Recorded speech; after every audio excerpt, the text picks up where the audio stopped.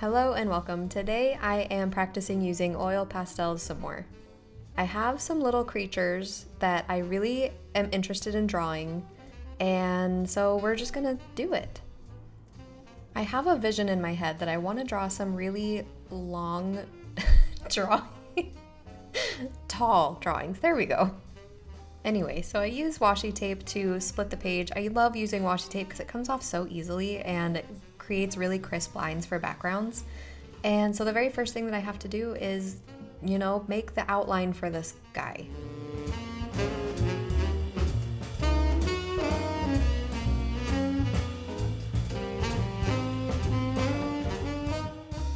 He's so grumpy, but he's so cute. This is Brain, by the way. Initially, I had him sitting on this little canister, and I decided that I wanted him to be a little bit closer down so that you could see him in the video. And unfortunately, I didn't think to take a picture of him after I lowered him. So you're getting an odd view, or maybe not a so accurate view, because once I moved him down, all of his colors changed just a little bit. So I hope that's okay, and you'll bear with me. In any case, I start off this drawing trying to find any colors that I could possibly see in Brain. I don't know, I felt like this one was going to be a challenge, and honestly it was, because I chose him because he was white, he was pure white, and I wanted to see if I could truly still see colors in him even though he was pure white. I don't know, I felt like it was just a weird juxtaposition to make him colorful but also keep him looking white. So that was my challenge with this one specifically.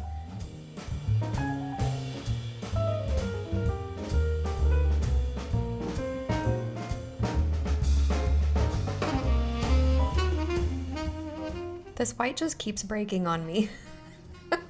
I don't know if you can tell, but up in the tray, I already have pieces of white. I don't feel like I use that much pressure on them, but maybe it's at like the severe angle that I use them on that any pressure right in the middle of it just cracks it. Such a bummer.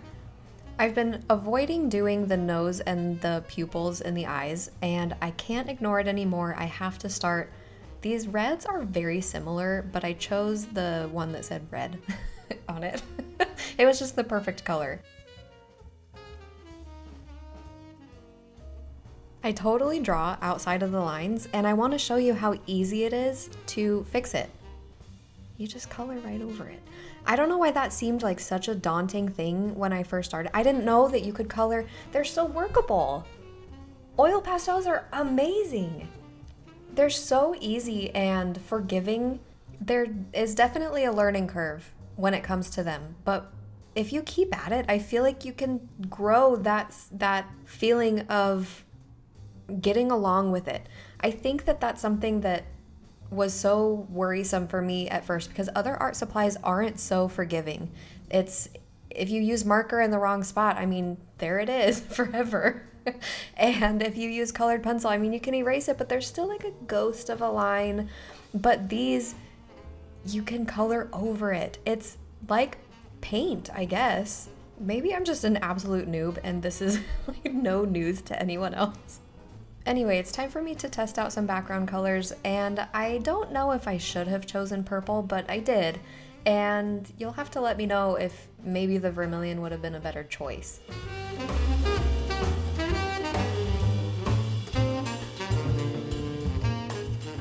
I wasn't really pleased with how busy the background is looking right next to him, so I took out my washcloth to see if I could like blend it by hand, and it started taking it off. And at first I was like, what is happening? And then I realized this looks really smooth underneath, and that would totally solve my problem of getting rid of the busyness that I was so opposed to. So I just take the whole thing off right up to Brain, and I'm so happy with it. This next one is going to be of a giraffe. This is made out of brass, so it's super shiny, and there's so many hidden colors in there that is going to be the challenge for this one. I'm using this color to do the base sketch, and we'll see what happens. In all honesty, I get this sketch so odd. I mess up so many areas, but I'm not really concerned about it because I know that I'm going to be matching the background that I did on Brain. So I know that I can always go smaller if I need to. And I mean, bigger is not an issue. You can just go bigger with your pastel as you're drawing, but smaller, you can cover it up with the background. So see, that's my thought process.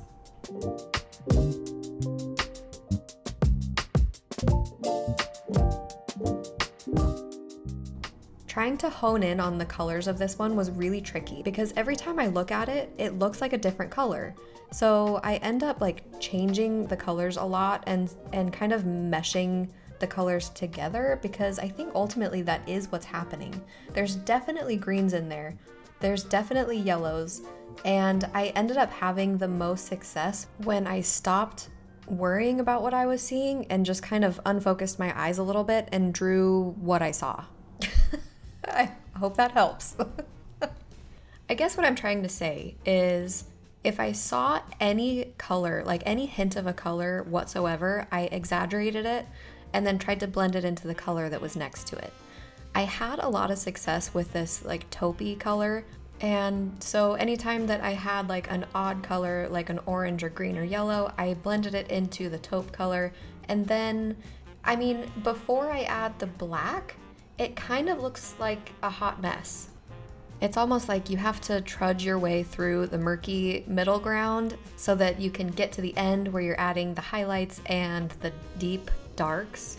And then that's when, that's when it gets really exciting.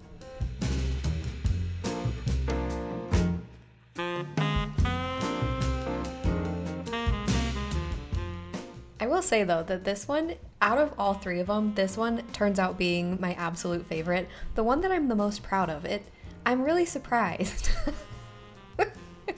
I had low expectations. I know that shiny things are supposed to be like one of the hardest things to do, and I think the trick to it is really just trudging through that middle area where you're getting all the midtones down. You're not quite at the highlights or the dark areas yet, and sticking through it even though it might look like you want to stop. That's the real trick to getting it to turn out pretty good.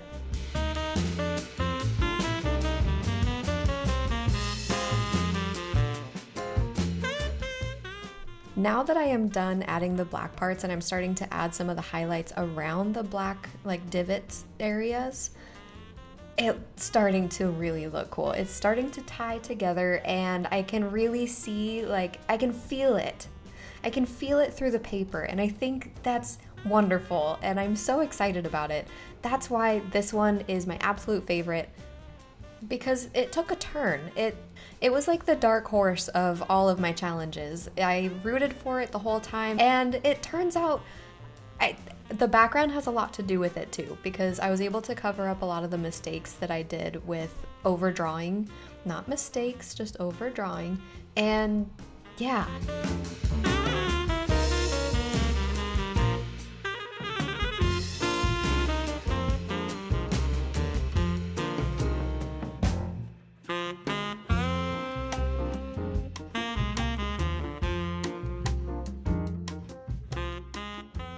Anyway, I chose this color for the background because I felt like it was a good opposite color of the gold. It's actually really funny because these two colors, purple and turquoise, were my sister's very favorite colors when we were growing up, and so this actually reminds me a lot of her. But I end up doing the same thing that I did for the purple one and wiping off all of the oil pastel to make it nice and uncluttered looking and doing some finishing touches. And I'm thrilled. Here it is side by side. Look at these twins. I don't feel quite done. I want to do one more drawing, and it's between these two little creatures, and I think I'm feeling this guy a little bit more.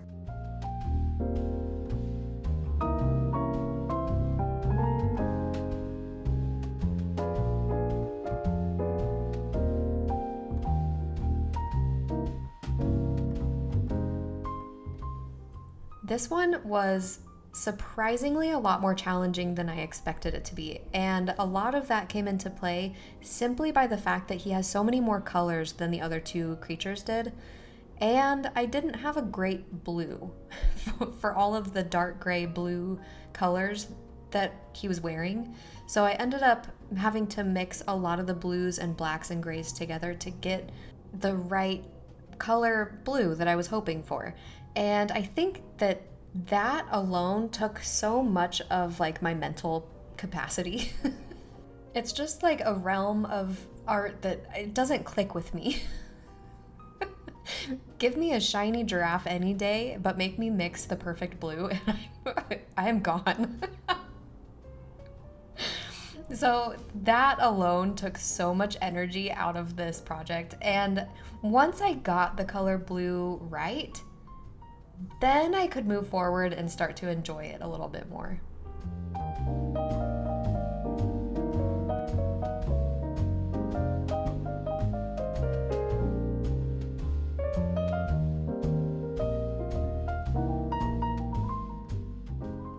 Okay, the hardest thing for me with this one in particular was to sit still. I guess that was my challenge for this one. For some reason, all of the little minute details in his face, I didn't take into account at all when I chose him. I didn't know that it would take so much concentration to get it to look good. It matters where all the lines are, and it has to be exactly the same on the left and the right, symmetrical. And that's tricky, especially when you're working with a stick where you can't tell where the point of it is. I cursed myself with this one. Don't get me wrong, I really like how he turns out. He's really cute and all the colors and everything looks really cool, especially if you cross your eyes a little bit when you look at him so you can kind of like trick your brain into seeing the details a little bit better. But man, this one tested my patience a lot. All that to say, I had a really hard time sitting still. I kept adjusting my position like 6 inches to the left and to the right, and that's probably why his head looks a little bit of a different shape. I ended up having a lot of fun once I was able to pull out the black and start working on getting some of the darker parts really dark.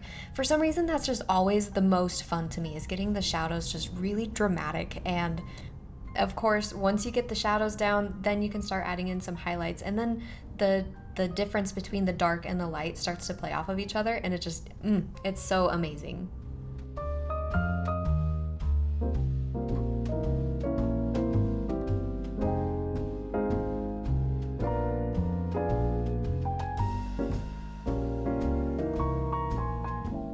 And then I started moving on to the body, and this is where things took a turn. It started to feel the same way that it feels when you say the same word over and over again, and it stops sounding like a word. That's the only explanation that I can think of to try to explain how it felt doing the body.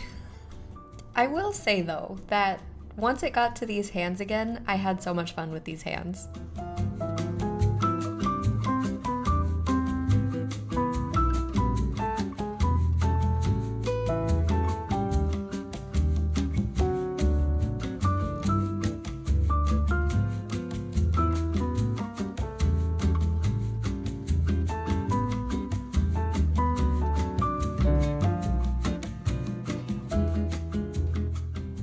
I am getting a little bit more used to how exactly to use oil pastels when you want to put down the color without smearing it. So basically, like with this white, for example, I'm putting it down, and then as it's touching the paper, I'm twisting it a little bit, and as I twist, I pull it in the opposite direction, so it kind of scrapes off the color onto the paper instead of smearing it, which isn't my goal for the white when I'm doing highlights and stuff.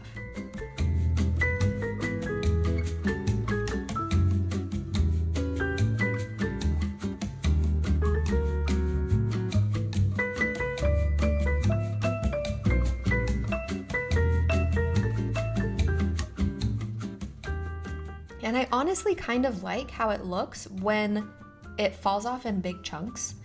Like, I mean, that sounds disgusting, first of all.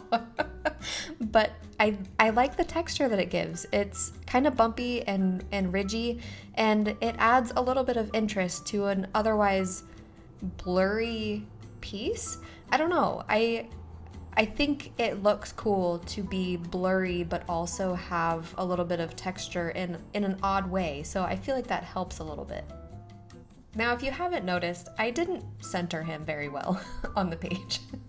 So I decided to put washi tape around him in a symmetrical way so that he is centered within the rectangle. And then when I was choosing between two colors, it was between this yellow color and an orangey color. You can see off to the left I did some swatches. I ended up choosing the yellower one, and then when I scraped it off, it got really light yellow, and I wasn't expecting that. So I think I probably would have chosen the orange one had I known it was gonna do that, and I don't go back and fix it. It is what it is. It's not that big of a deal. But I forgot to add his cape. But once I do that, I'm all done. Here are the twins side by side. I think they look pretty great. Now we gotta figure out what to do with this blank spot. I have some ideas, and what I ultimately decided on was to do some swatches of the backgrounds. It's so simple, but it makes a big impact.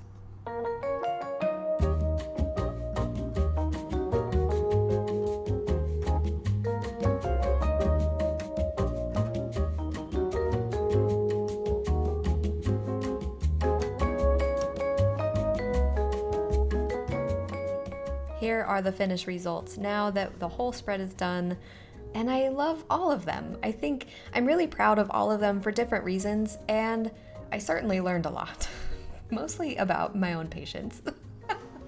In any case, thank you so much for coming along, and I will see you in the next one. Toodaloo!